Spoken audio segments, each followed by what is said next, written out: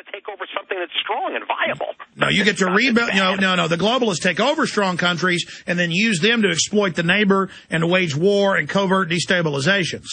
On a larger scale, though, you could say that our democratic system, in the way that it's based upon allowing everybody to kind of get what they want, and people get elected and they're beholden to all these special interests, that by the time it's all done with, you've just amassed all this debt because you've had to pay off all the people that got you elected. And because big government isn't real free market.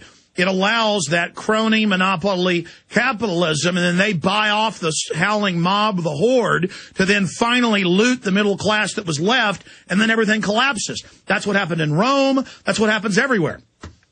And it is likely to happen again. And we are likely in the process of that happening again. And neither you nor I can likely do much to change that natural course of direction. But what we can do is try to position ourselves financially and try to position ourselves and our families so that we survive and seek to thrive and prosper in the environment that we have, not the environment that we want. Well, I agree. I mean, I work for a better world, but I also position myself to be in the best possible position. And knowing what's coming in the future, I've been very successful. And these other fools that think buying mainstream television, which is meant to deceive them and to tie them up in false realities, is meant to neutralize them and keep them out of the game. The average yuppie thinks it's cool to spout off the party line of the system, thinking they're smart, like some mindless parrot that's been, taught to repeat something. Dead on, Alex. Yeah, that is dead on. That's exactly right. That the fantasies that we might have of bashing liberals or bashing conservatives is a game that we play against each other, and it's just ridiculous, and it's just so utterly retarded. Yeah, I totally agree with you. Absolutely. But I think the good news is I think more and more people, Alex, are waking up to that fact. You do a good job of bringing that out to people, of telling them that, and they need to know that bashing, liberal bashing or conservative bashing, this is a stupid game that has no end, but with no ultimate, so we just play each other off each other with real no progress or moving forward. It's ridiculous. We don't even deal with the issues at hand. Damon Vickers, 9 Points Capital Management, npm.us. Just in layman's terms, what do you see happening with the economy, with the dollar, with gold, with stocks, with bonds? A basic boil down of what you see happening in the next 12 months and forward with the economy. Well, I hate doing that. I really do, because the person inside me that says that he doesn't want to live in the future and he doesn't want to live in the past but wants to be present in the moment doesn't like to make projections. However, taking a look at where the moment is and where we're likely headed, what are we looking at? Dollar looks weaker because they're continue to have to print money. This morning we came out with jobs. We still showed the economy losing, I think it was 85,000 jobs, but we had an upward revision of 4,000 in the prior month. We need to create a minimum of 100,000 new jobs every single month just to keep up with the growth of our population in the United States.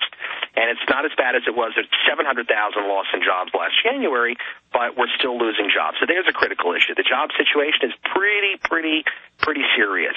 The stock market, the trend does appear to be up, though. However, even with all this bad news, equities appear to be rising.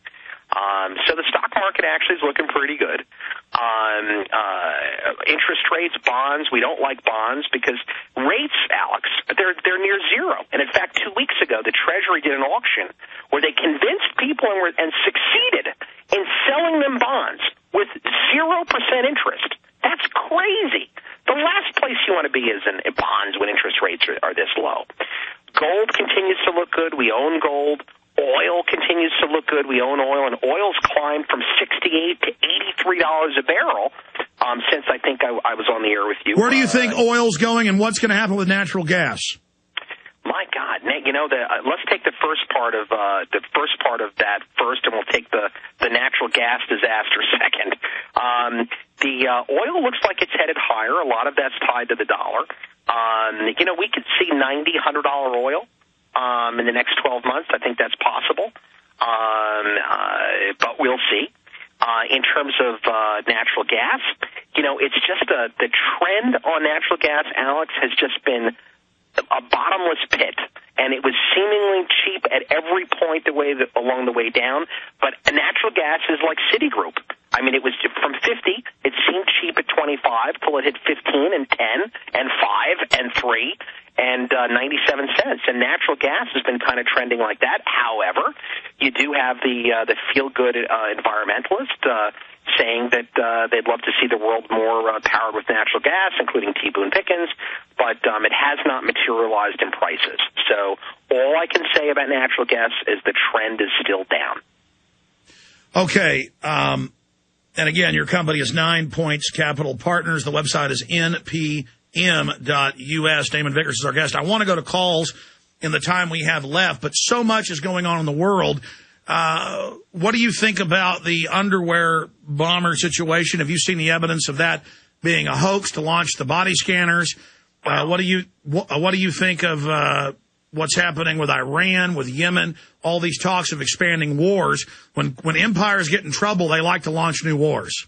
They do. You're right, and it's good for their currencies too, because you get a flight to perceived safety because of global instability. In terms of body scanners, my gosh, I don't know. I don't think it's particularly effective against PETN, which is the main thing they're mostly worried about, though, right? I mean, nothing really can spot PETN because what is it? Uric acid, which is an ingredient found in urine. And something else. However, you'd think they'd be able to sniff for it if there were higher concentrations. But in my case, Alex, I think that the alarm would go off every time. Okay.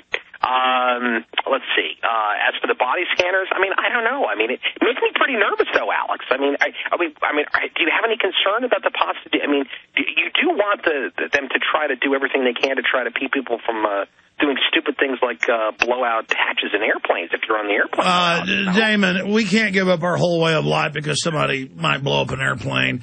The body scanners wouldn't even protect it against that. It has all the earmarks of being a staged event. I don't want to march my daughters or your daughters through the naked body scanners that are recorded and saved by the government so they can then have your biometric ID and scan you from a distance. They've now admitted today that is what they're planning.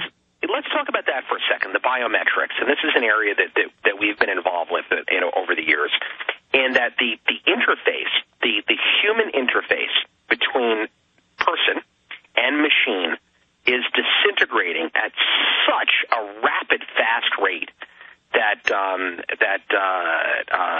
we are likely to hasten the RFID and the chip arrival and the tracking of human beings. That's likely to really continue to hasten and accelerate, I would say, in the next couple of years. It's just that much more efficient to track people. But we need to say no to this because we do not have a loving global corporate system. These are predators from my research. Right. Well, I'm not sure the government, what you can do ultimately about people's independent free will, and I guess that's where you need those thought scanners to kick in. And from an investment standpoint, there are probably some investors that would love to see an investment cycle in such an industry because we've virtually had a but I could invest with bank robbers IPOs during the last 10 years. So I don't know. But, Damon, I could invest with bank robbers and get a big return. I mean, we have to be moral about this. I mean, here's an example. Federal government, raw story reports, 12% of kids sexually abused by the government in custody. I mean, the government is filled statistically with more scum. We've got TSA running around having delusional breakdowns saying they're God and LAX. I mean, big government always hurts people.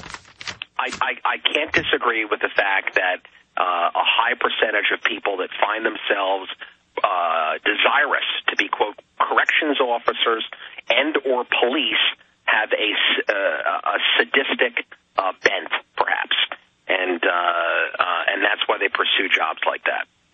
And I think that's what we do. And that's taught in criminology. The police know that about themselves, but the public's taught through the culture, oh no, the police aren't sadistic, and you need to let them just run wild and do whatever they want and keep us safe from underwear bombers. Alex, most of the world is asleep.